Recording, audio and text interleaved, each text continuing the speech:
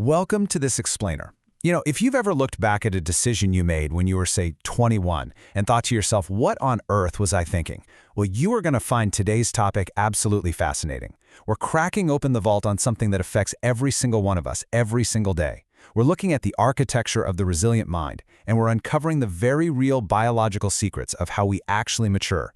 If you've ever felt completely overwhelmed by your own thoughts or wondered why it's so incredibly difficult to just snap out of a bad mood, you are definitely in the right place.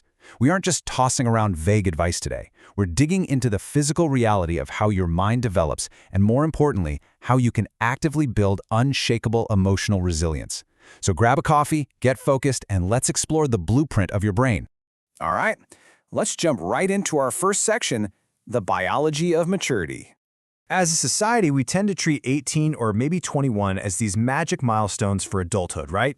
We just assume you graduate school, learn a few hard lessons, and boom, you are suddenly a fully mature adult.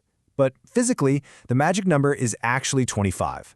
According to the biological secrets of maturity we're exploring today, your brain absolutely does not reach full physical maturity until you've been on this earth for around a quarter of a century. Just think about the gravity of that for a second. For 25 years, you are essentially operating a highly complex, emotionally charged machine while the manufacturer is literally still laying down the internal wiring. You're out there in the real world trying to be a fully functioning adult with hardware that is quite literally still under construction. Okay, let's dive into this. What exactly is taking so long to develop? Well, the source material points out that it is specifically the neurological centers responsible for decision-making and self-control that are the very last to fully mature. And wow, this is a massive light bulb moment. When you look back at those questionable choices from your early 20s, the reality is that the physical brain structures required for optimal self-control and long-term decision-making just simply weren't finished yet. You were trying to run high-level software on an operating system that couldn't fully support it. Which brings us to Section 2, Escaping Mental Traps, where we identify the patterns that inevitably hold us back. Because our brains take 2.5 decades to mature, and because we're constantly navigating a really highly stressful world, we inevitably develop these mental traps just to cope. And one of the biggest ones? Overthinking. I mean, we've all been there. Lying awake in bed at 2 a.m., running through a conversation from earlier that day, playing out 1,000 different future scenarios. In the moment, overthinking tricks your brain into feeling highly productive. It actually feels like you are actively problem-solving. But the reality? Overthinking is a total illusion. It rarely generates actual answers. It almost exclusively creates anxiety. You're just spinning your cognitive wheels and burning out your mental engine. Which leads me to ask you a very direct question. Are your emotions actually facts? Just sit with that for a moment. When you feel something deeply, whether it's anger, sadness, fear, it feels undeniably true. It feels like absolute reality. But if we want to build a truly resilient mind, we have to pause and severely challenge the perception of our own feelings. We really have to separate the internal sensation from objective reality.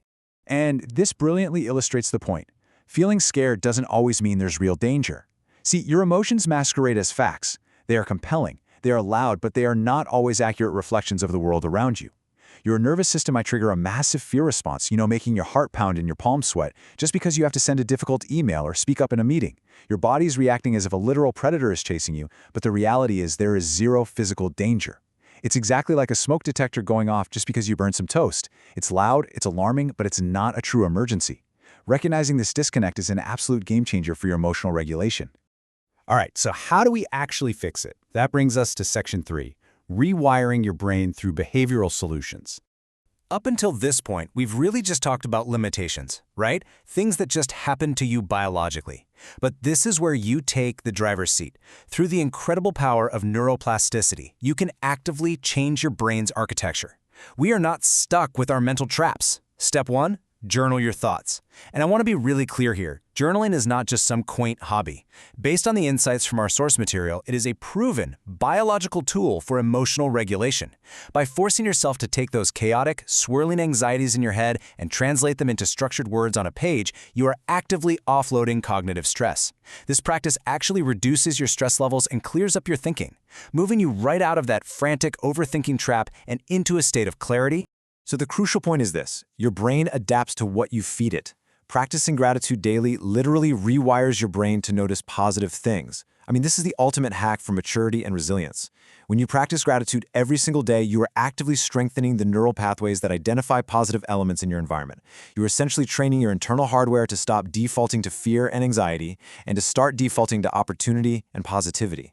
And that leaves us with this final, really powerful thought. You couldn't control the fact that your decision-making centers took 25 years to mature, but biology only dictates your timeline. Your daily habits dictate your brain's wiring.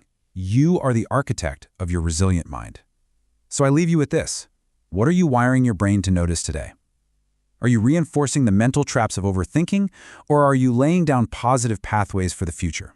Thank you so much for joining me to explore this incredible explainer, and I highly encourage you to start laying down those positive wires right now. See you next time.